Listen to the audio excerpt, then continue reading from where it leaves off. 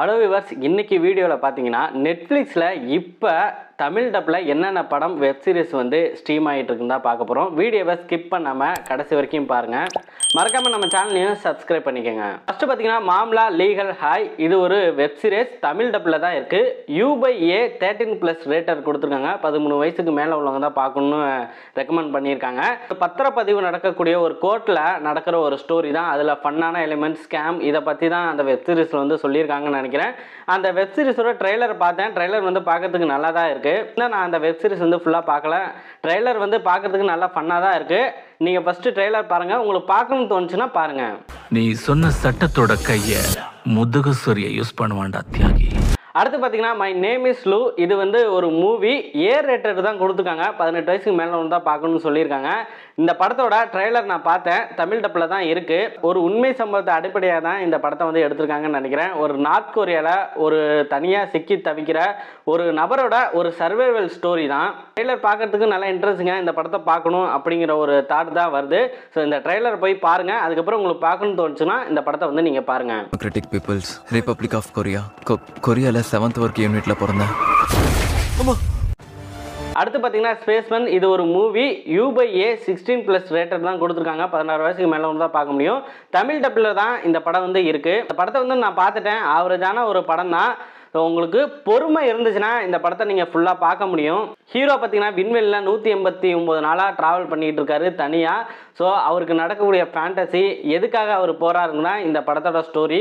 படம் பார்த்தீங்கன்னா ஒரு ஆவரேஜான மூவி தான். பார்க்க முடியாதா அப்படின்னா கிடையாது, நல்லாயிருக்கு. ஃபேண்டசியான சீன்ஸ்னால் இருக்குது. கிராஃபிக்ஸ்னால் நல்லா தான் பண்ணியிருக்காங்க. இருந்தாலும் ரொம்பவே பொறுமை வேணும். தமிழ் டப்பில் தான் இருக்குது. இந்த படத்தோட ட்ரெய்லரை பாருங்கள். பார்த்துட்டு உங்களுக்கு பார்க்கணும்னு தோணுச்சுன்னா நீங்கள் பாருங்கள்.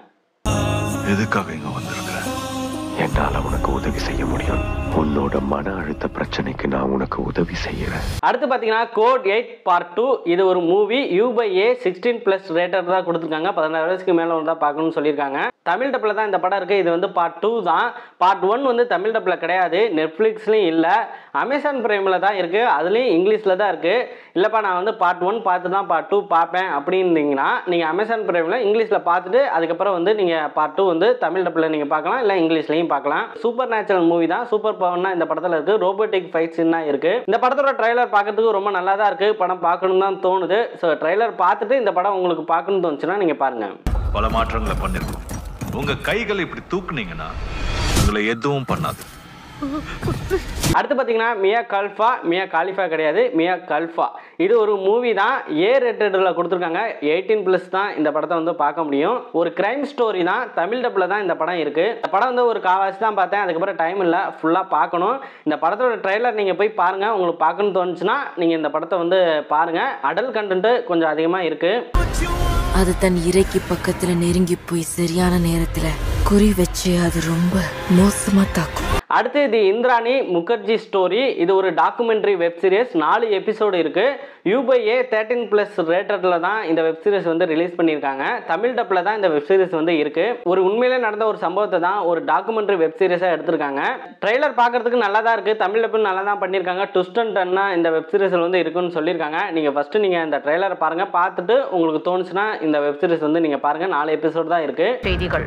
ஊடகத்துறை அதிபரான இந்திராணி முகர்ஜி கடந்த 3 ஆண்டுகளுக்கு முன்பு சகோதரியை கொலை செய்த குற்றச்சாட்டின் பேரில் கைது செய்யப்பட்டுள்ளார். ஓகே, நான் சொன்ன இந்த லிஸ்ட்டில் இந்த மூவிஸ், அந்த வெப் சீரிஸ்லாம் நீங்கள் பார்த்துருந்தீங்கன்னா எது பார்க்குறது வந்து ஒர்த்துன்னு கீழே கமெண்ட் பாக்ஸில் வந்து கமெண்ட் பண்ணு தோணுச்சுன்னா நீங்கள் கமெண்ட் பண்ணுங்கள். இதே மாதிரி அடுத்த ஒரு வீடியோவில் நான் உங்களை சந்திக்கிறேன். மறக்காமல் நம்ம சேனலை வந்து சப்ஸ்கிரைப் பண்ணிக்கோங்க.